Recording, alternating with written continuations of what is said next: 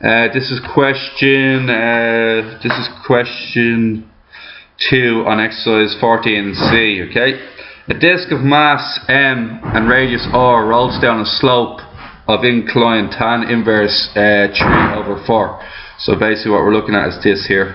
Okay, here's our slope, and make sure you try and use as big a diagram as you can for this. Okay, and then we're going to have our disc here. Our disc is rolling down the hill. Okay, now next thing we should work on is just call it A. So tan A is 3/4. Opposite over adjacent is 3/4. That makes the hypotenuse 5. That makes cos A 4/5. Sin A 3/5. Okay, so that's just a quick thing just to begin the question. Okay, we worked out our angles. Now, show that the linear acceleration of the disk is 2/5g.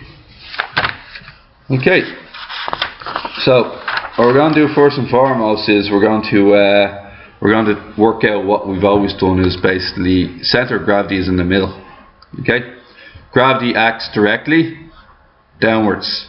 Okay, we'll just give it a different color. Okay, here we go. Okay, gravity acting directly downwards. Resolve horizontal and perpendicular. There's our perpendicular, and there's our horizontal. Okay, next thing, what angle is this here? A. Okay, 90 degrees. Now, what weight is going downwards? mg, directly down. This one here, mg, cos A, mg, sin A. Basically, if we just change the language of that, it's going to be 4/5 mg and 3/5 mg. Okay, there's also a reaction force. Okay, the reaction force is acting to support it. The reaction force is N. And what does N automatically have to equal? Has to equal 4/5 mg, because what goes up equals what goes down, because the disc isn't sinking into the plane, nor is it rising above the plane. Okay, so they gotta be balanced. Now, the way to do these questions is gain in KE, gain in kinetic energy, equals loss in potential energy.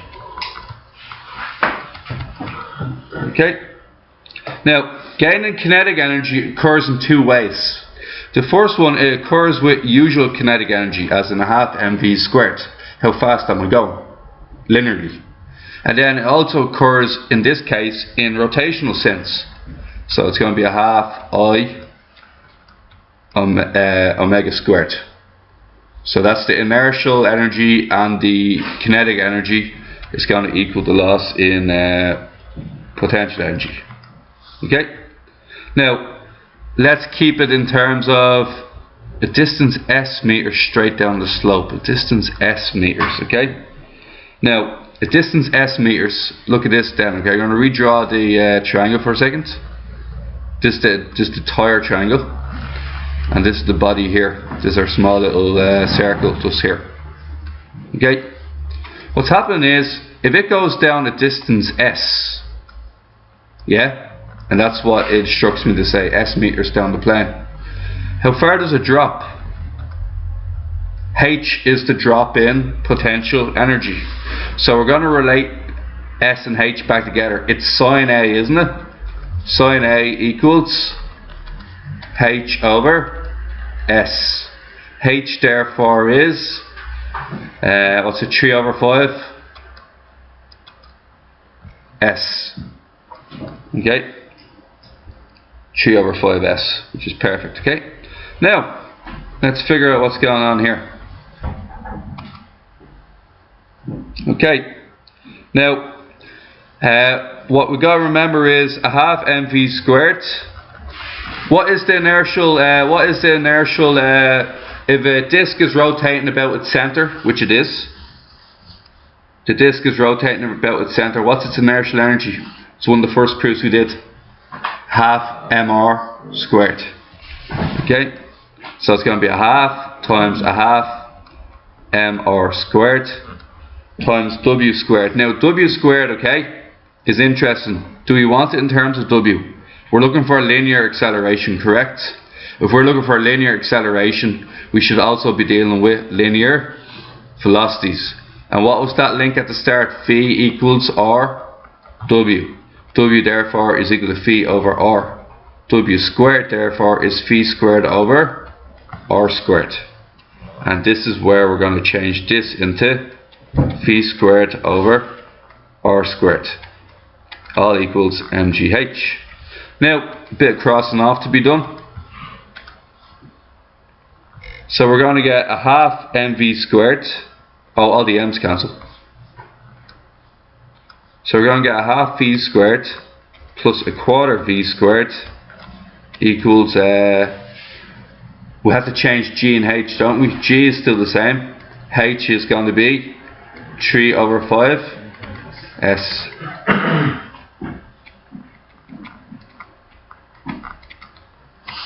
Okay. And then what we're going to do is we're going to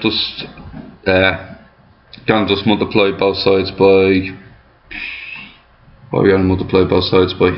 Is it 20? Multiply both sides by 20, and what we get is 10v squared plus 5v squared equals 12gs. 15v squared equals 4gs. Sorry, 15phi squared equals 12gs, excuse me.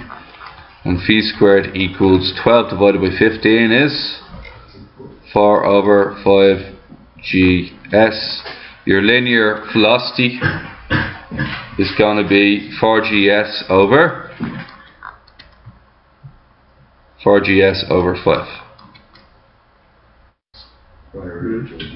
Square root of 4gs over 5.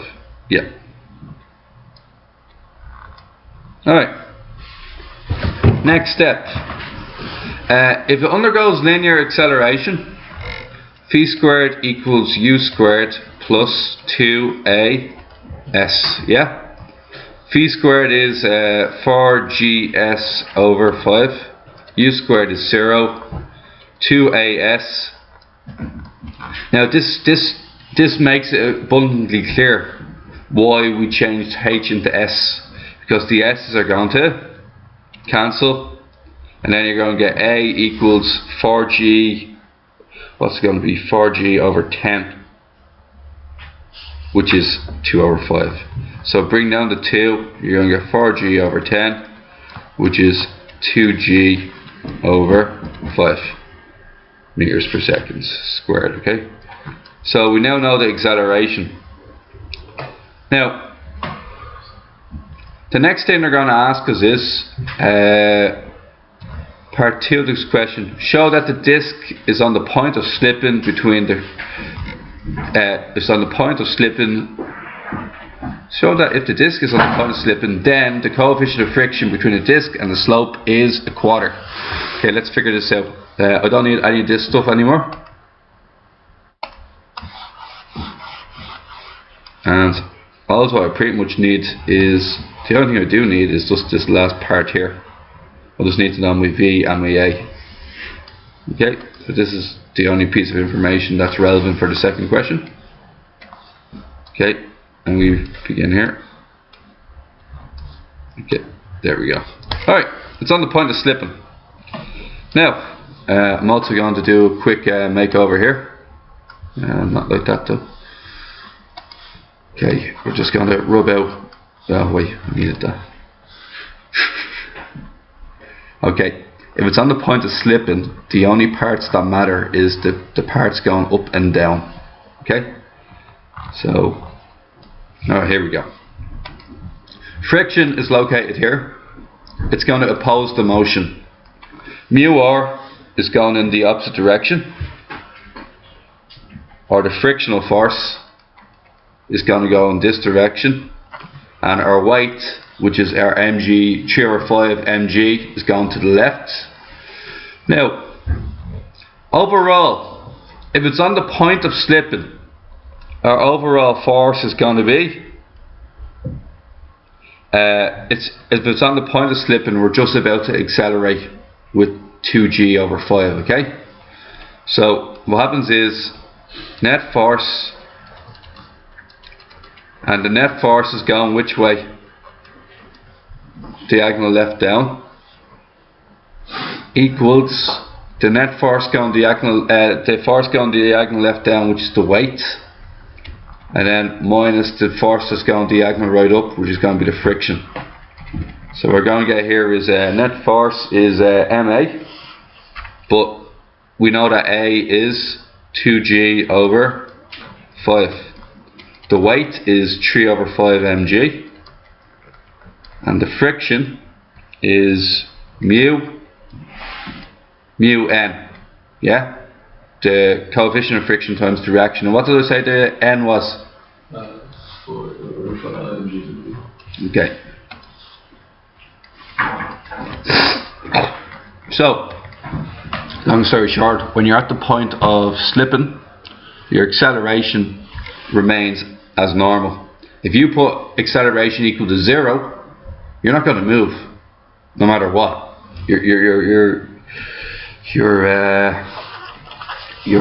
The body just ain't going to move if you put acceleration equal to 7. So you have to understand that it's basically its net force is going to be the acceleration, because that's the way it works. Okay.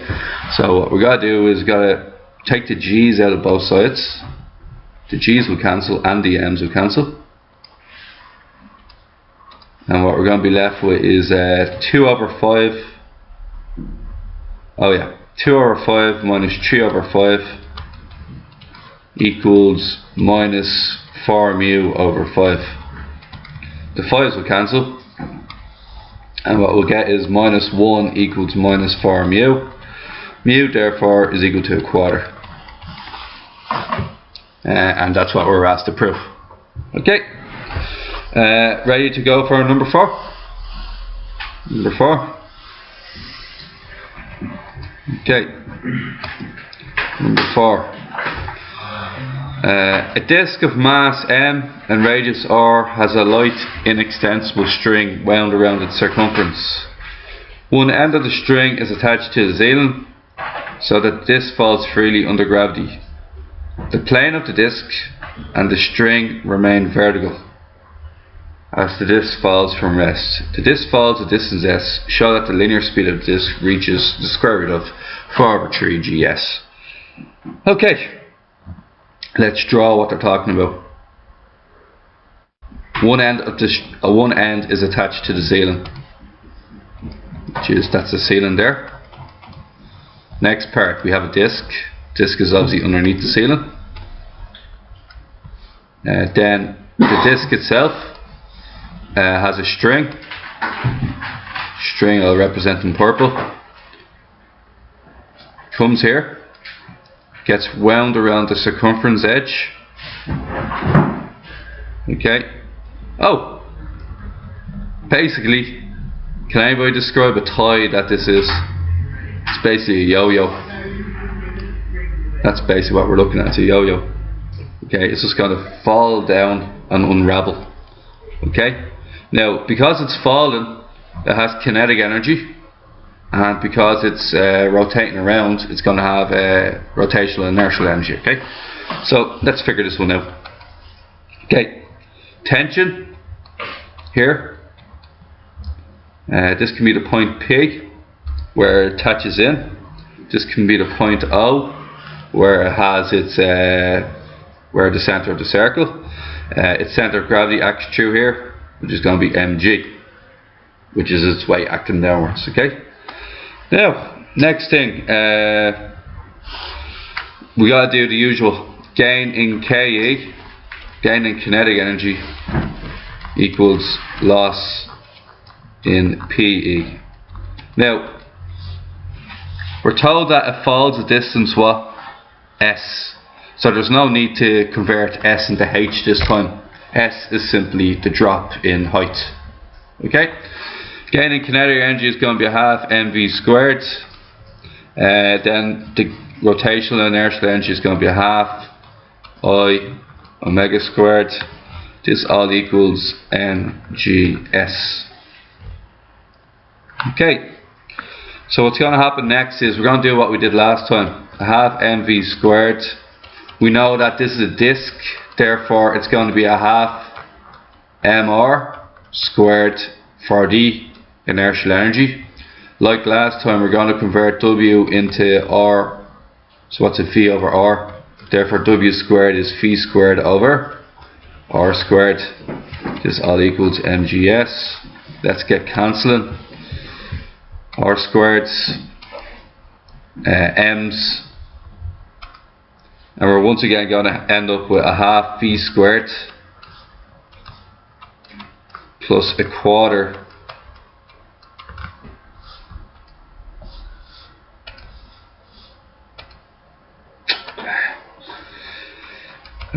v squared. This all equals gs. And then what we're going to get is 3/4 phi squared equals gs. And therefore phi squared equals 4 over 3 gs. Square root it. Yeah, they want the square root. Phi equals the square root of 4 over 3 gs. And that is our velocity. Okay? It's undergone linear acceleration because it's on its way down, so it's travelling while unspiraling, it's on its way down. It has a linear acceleration then, okay? The linear acceleration formula therefore is phi squared equals u squared plus 2as. Okay? Phi squared, which is going to be 4 over 3 gs, equals u squared. U squared is going to be 0 because it starts off system at rest. 2as. The s is cancelled, and then we're going to figure out that a is basically 2 over 3 g. Is that right? Yeah. A, the acceleration is 2 over 3 g when you divide the 2 underneath. Okay, handy enough, isn't it? Next part of that, the tension in the string. Proves that tension in the string is a third mg. Well, there's a formula for the tension. Okay, overall the particle is going downwards, so your net force is going to be your weight minus your tension, because weight goes down, it's winning the battle, tension going up. So what we're going to get is what's it, m times, it's a mass of m, and because it's a mass of m, it's m times 2/3 g equals w. W was mg, and tension is T. Bring tension to the left, 2/3 mg to the right, so we're going to get T equals mg minus 2/3 mg. T equals 1/3 mg. It's not too bad. Actually, I think I got this section mixed up with the next section. Okay, I'll be able to get one more, I think.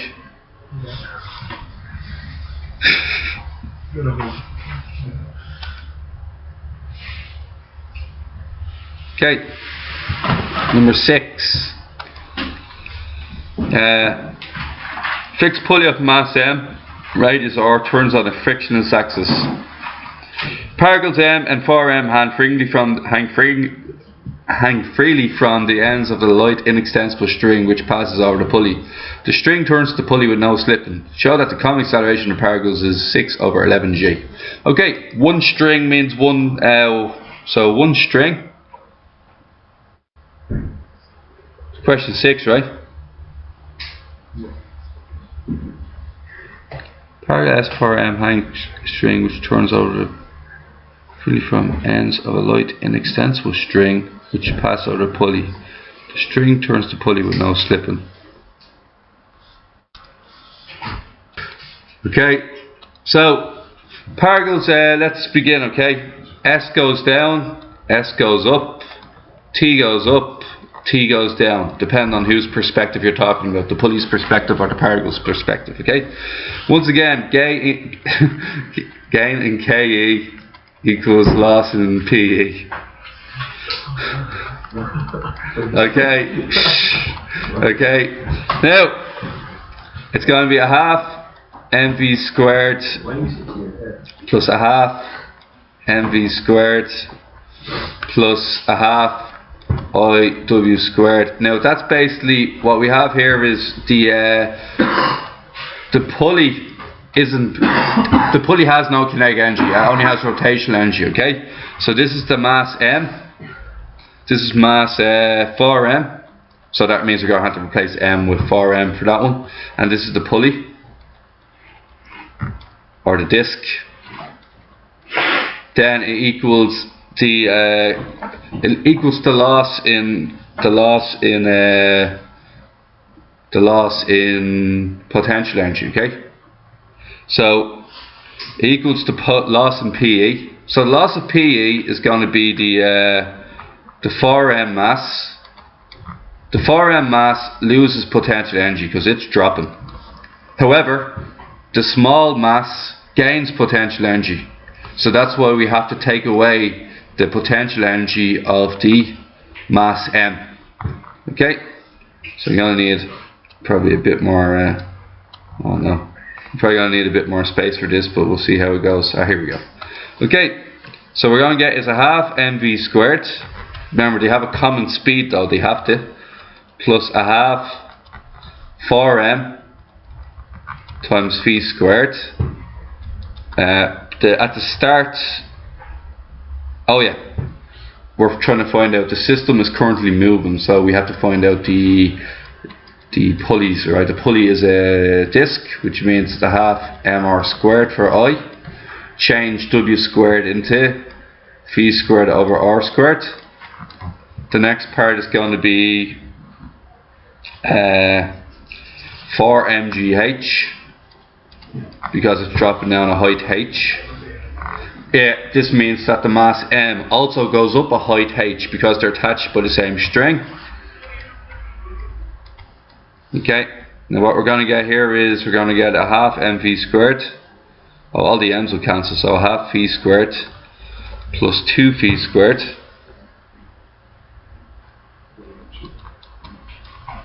plus what's that? A quarter v squared. Okay, and that's all going to equal 3mg. Oh, sorry, 3g, because I'm getting rid of the m's as well, yeah? You get rid of the H. I can't get rid of the h. Oh, sorry, 3gh.